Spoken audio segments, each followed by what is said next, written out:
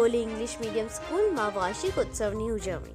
વિસનગર ખાતે આવેલ રંગોલી ઇંગ્લિશ મીડિયમમાં વાર્ષિકોત્સવ કલરવનું આયોજન કરવામાં આવ્યું હતું, જેમાં સમારંભના મુખ્ય મહેમાન તરીકે પૂર્વ જિલ્લા ભાજપના ઉપપ્રમુખ રાજુભાઈ પટેલ આરકે, રિધમ હોસ્પિટલના જાણીતા ગાયનેક તબીબ ડૉક્ટર વિરલભાઈ પટેલ, પૂર્વ નગરસેવક નારાયણભાઈ પટેલ પ્રગતિ સહિત રંગોલી પરિવારના હોદ્દેદારોની સાથે મોટી સંખ્યામાં વાલીઓ હાજર રહ્યા હતા.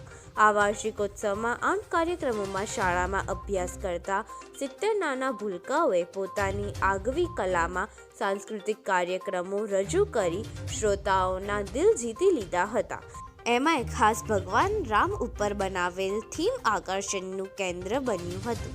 કાર્યક્રમને સફળ બનાવવા માટે રંગોલી પરિવારના શિક્ષકોએ જહેમત ઉઠાવી હતી.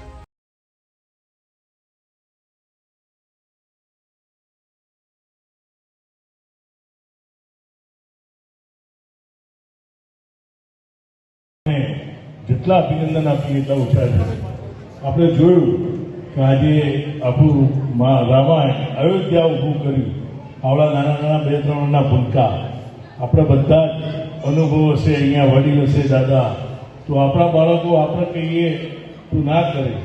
એટલે શિક્ષકને ગુરુ ભગવાન કહેવામાં આવે છે કે એને આપણે જોતા હોઈએ, ઘરે કહીએ તો કેવી તારા સાહેબને કહી દઈશ તો તરત કરશે, આપણે કહીએ તો વાત માને નહીં.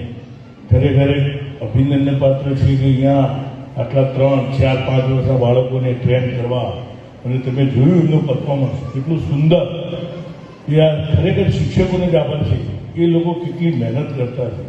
તમે આજે પણ ન્યૂઝમાં જોયું છે કે લંડનના અને યુકે આખું જે આપણી સંસ્કૃતિ ત્યાં આગળ અભ્યાસમાં લેવા માગે છે, અને અહીંયા આપણે અત્યારે પશ્ચિમની સંસ્કૃતિ તરફ આપણે જઈ રહ્યા છીએ. આખા ભારતમાં જોઈએ તો અમુક યુવા વર્ગ ને બધો, અને આવી સ્કૂલોથી સંસ્કૃતિ બચવાનું જો હોય માધ્યમ, તો આવો સ્ટાફ, આવો સ્કૂલનો ખરેખર આટલા સંસ્કાર નાકામથી આપણા એન્ટર થયા તો જોયા રંગોલી, પણ રંગોલી પણ એકતા બતાવે છે અહીંયા કલરવ કરીને, અને જે એમને આગળ નેચરલી ખરેખર બનાવ્યું છે આ સ્કૂલનો સ્ટાફ, અને ખૂબ ખૂબ અભિનંદન આપવાના લાયક છે.